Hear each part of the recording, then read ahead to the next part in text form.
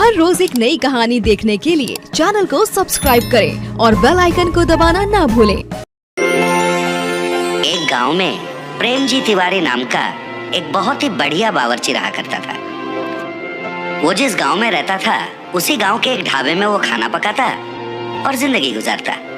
प्रेम जी तिवारी के माँ बाप तो नहीं थे, पर एक बहन और एक भाई था। बहन की शादी करवाने के लिए और भाई को अच्छे से पढ़ाने के लिए वो बेचारा दिन रात कष्ट किया करता था।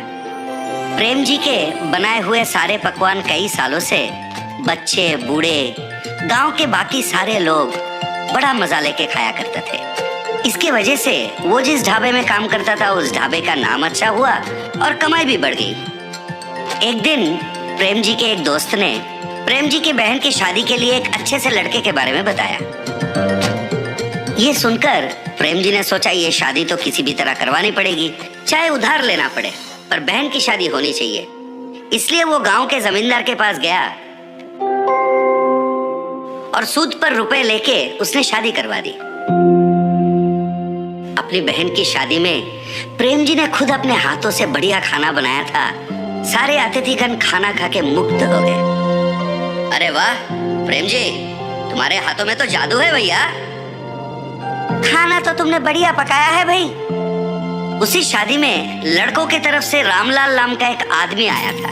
खाना खा के उसे बहुत पसंद आया तो उसने कहा, प्रेम जी भाई, लंदन में मेरा एक रेस्टोरेंट है, क्या तुम लंदन आके मेरे रेस्टोरेंट में कुक के काम करोगे? ये सुनकर प्रेम जी भाई को याद आया कि उसके भाई को पढ़ाना है, उसका कुछ उधारी भी है। इन सबको छोड़ के लंदन जाना उसके लिए नामुमकिन था, तो उसने इस मौके को जाने दिया। दिन गुजरने लगे, उधार का भार बढ़ने लगा और पूरी तनख्वाह तो ब्याज भरने में निकल जाती थी। भाई को पढ़ाने के पैसे कम पड़ने लगे, घर चलाने में भी दिक्कत होने लगा। तो प्रेम जी भाई इन बातों को लेके मन कचोट के रह जाते थे। इस तरह महीने बीतने लगे, पर प्रेम जी भाई का आमदनी नहीं बढ़ रहा था। फिर एक दिन प्रेम जी भाई उदास बैठ के उपाय के बारे में सोच रहे थे। उसे लंदन से आए हुए रामलाल के बातें याद आए। अरे उसने तो मुझे रेस्टोरेंट में काम करने का मौका दिया था, ये बात मैं कैसे भूल गया। ये सोचकर वो रामलाल से मिलने चला। अरे प्रेम जी, आप इस तरफ। आपने तो उस दिन कहा था ना कि लंदन में आपके रेस्टोरेंट में कुक की नौकरी मुझे देने को तैयार है। अभी भी क्या वो नौकरी मुझे देंगे? अरे वाह, बढ़िया है, आखिर आपने मेरी बात मान ही ली। जरूर मौका मिलेगा। मैं एक हफ्ते में वहां जा रहा हूँ। मेरा बेटा आपके लंदन आने तक के सारे इंतजाम खुद देखेगा, ठीक है? फिर जब रामलाल वापस लंदन चले गए थे, रामलाल के बेटे ने प्रेम जी का लंदन जाने तक का पूरा इंतजाम 1 महीने के अंदर कर दिया। प्रेम जी ने उससे कहा, बहुत बहुत धन्यवाद बेटा, आप बिल्कुल चिंता मत कीजिए, यहाँ हम सब हैं ना। आप आराम से लंदन जाइए, वहाँ अच्छे से पैसे कमाइए और अपनी पूरी उधारी चुका लीजिए। अपने भाई को अच्छे से पढ़ाइए। अगले 10 दिन में लंदन जाने की आपकी फ्लाइट है। इस तरह उसने प्रेम जी को समझाया और उसे लंदन भेज दिया। प्रेम जी लंदन में स्थित रामलाल के इंडियन रेस्टोरेंट में अपना रसोइये का काम शुरू कर दिया। उसके खाना पकाने के तरीके, सब्जियों को काटने के तरीके, खाने को प्लेटिंग के वक्त गार्निश करने के तरीके, और सबसे बढ़िया बात यह थी, जब उसका खाना पकता था पूरा रेस्टोरेंट खुशबूदार हो जाता। वो मन लगा के लजीज खाने बनाता रहा और कस्टमर खुश होते रहे। खाने से खुश होकर लोग उसे काफी पैसे टिप में देते थे। इससे प्रेम जी खुश होकर और बढ़िया पकवान बनाने लगा। इधर महीने का तनख्वाह मिलता था और टिप की ऊपरी पैसे होने के कारण उसका आमदनी बढ़ गया। और जितने भी पैसे वो कमाता था पूरे पैसे वो इंडिया भेज देता। फिर रामलाल के बेटे से बात करता और उनसे कहता कि उन पैसों से उसकी उधारी चुका दे और उसके भाई को बढ़िया सा कॉलेज वगैरह में भर्ती करके पढ़ाए। इस तरह 6 महीने बीत गए। इन 6 महीनों में उसने कई बार पूछा कि मेरे भाई से फोन पर बात करवा दे, पर कोई ना कोई कारण बोलकर रामलाल के बेटे उसे टाल देता तो प्रेम जी को संदेह होने लगा। और फिर जब रामलाल अपने बेटे के साथ बात करते थे वो चुपके से उनकी बातें सुनने लगा।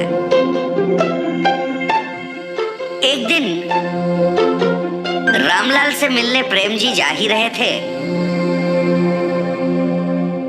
उसने देखा रामलाल बहुत गुस्से में किसी से फोन पर बात कर रहा है तो वो छिप के सुनने लगा। 6 लाख रुपए है भाई, ऐसे थोड़ी ना आ जाते हैं।